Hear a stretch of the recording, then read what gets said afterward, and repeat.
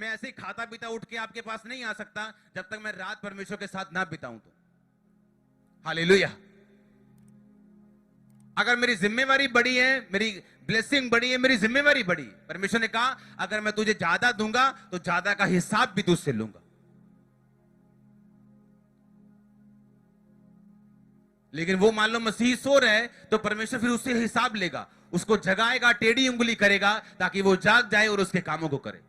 इससे अच्छा कि वो टेढ़ी उंगली करे और हम जागे और लेट हों, इससे अच्छा ये है कि हम सीधा अपने रास्ते पे चले जाएं ताकि जो ब्लेसिंग उसने जिस टाइम पर देनी है वही टाइम पर हमारी जिंदगी में आए। हालेलुया। परमेश्वर ने उस 38 साल के रोगी को ये नहीं कहा कि ठीक है अब जाके ना तू साफ पानी पिया कर, वो भी जरूरी है, खाना भी जरूरी है साफ, लेकिन परमेश्वर ने कहा तू फिर से पाप मत करना, क्योंकि ये मेजर रीजन है, ये सबसे बड़ा कारण है कि तू सदा मुसीबत में रहा, लोग तुझसे दूर रहे, फाइनेंशियली तू घाटे में रहा क्योंकि तूने पाप किया। कुछ लोग गधों की तरह प्रार्थना करते रहेंगे, प्रभु मेरा फाइनेंस क्यों नहीं हल होता, मेरा कर्जा, मैं कमेटी के बाद कमेटी उठा रहा हूं लेकिन अपना पाप कभी नहीं छोड़ेंगे। फोन पे ब्लू फिल्में वैसी चलती रहेंगी रातों रात, क्योंकि उन्हें मालूम नहीं कि उन्हीं की वजह से वो कटिंग हो रही है आपकी। परमेश्वर ने पुराने नियम में कहा अगर कोई कोड़ी हो जाए, किसी को कोड़ हो जाए तो उसे छावनी से बाहर कर देना, वो अपने लोगों से दूर रहा करे और छावनी से दूर जंगलों में रहा करे और उसे अपने लोगों में आने की इजाजत नहीं हो। और जब वो शुद्ध हो जाए और चंगा हो जाए तो आके पहले याजक को दिखाए, अगर याजक बोले हाँ ये शुद्ध हो गया तो फिर अपने लोगों में जाने पाए, बिजनेस करने पाए, काम करने पाए। मान लो एक बंदा लकड़ी का काम करता है, उसको कोड़ हो गया, उसका परिवार उस पर चलता है, तो अगर उसको कोड़ हो गया, उसका लकड़ी का काम उसकी वाइफ तो करेगी, उसको तो आता नहीं, मतलब वो काम ठप हो गया और वो जंगलों में रहेगा।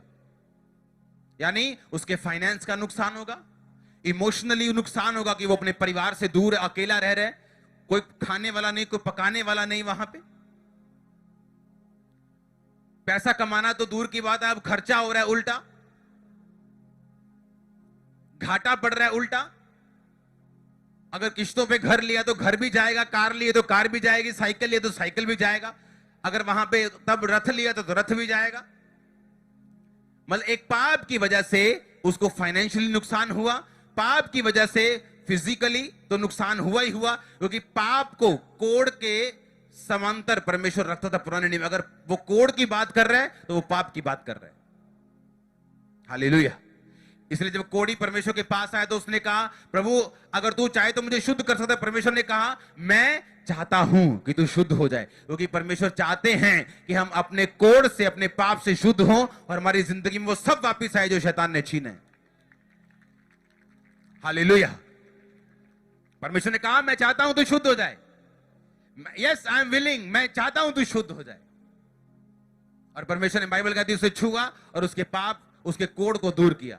उसी तरह से जब कोड़ जाता है, अगर कोड़ चला गया तो बंदा वापस घर में आता है, अगर घर में आएगा तो दोबारा बिजनेस करेगा, दोबारा बच्चों में रहेगा, वही फिजिकल लाइफ में फिट रहेगा, परिवार के साथ फिट रहेगा, मेंटली फिट रहेगा, फाइनेंशियली फिट रहेगा।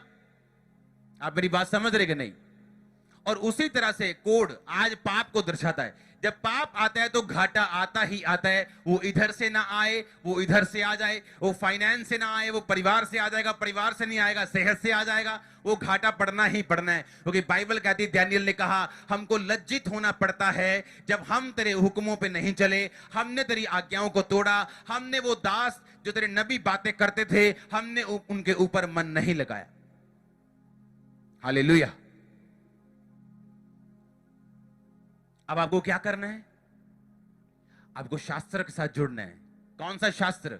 जो आपके हाथ में पवित्र बाइबल है, इसके साथ। यहां आपको मालूम होगा कि जिस बात के लिए आप रो रहे हैं और चिंतित हो रहे हैं वो तो परमेश्वर ने आपको दे दी। यीशु मसीह ने कहा मैं तुम्हें स्वर्ग के राज्य की कुंजियां दूंगा, चाबियां दूंगा। अगर आज किसी के पास बड़ी चर्च है और कोई ऐसा व्यक्ति जो बड़ी चर्च चाहता लेकिन उससे हो नहीं रहा, इसका मतलब वो चाबी उसके पास नहीं। आप मेरी बात समझ रहे कि नहीं?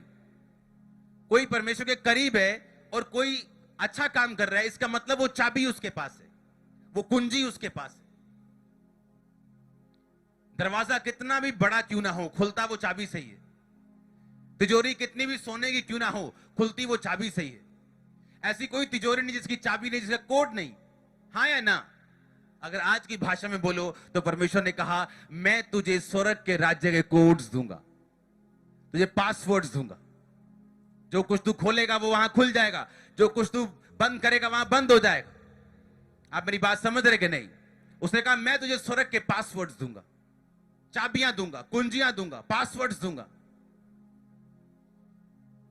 हालेलुया।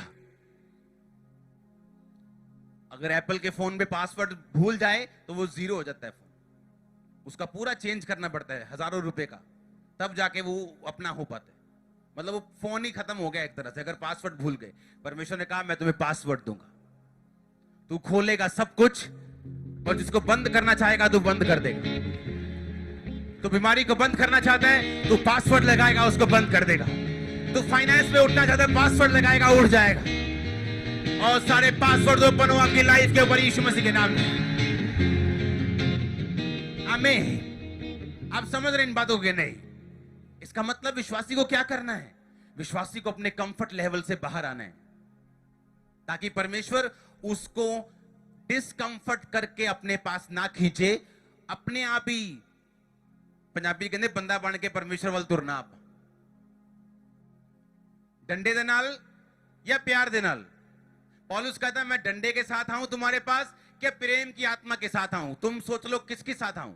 मेरे पास डंडा चलाने का भी अधिकार है और प्रेम के साथ चलने का भी अधिकार है। हालेलुया। इसका मतलब हमें फाइट करनी होगी, हमें प्रेयर करनी होगी, कंफर्ट लेवल से बाहर आके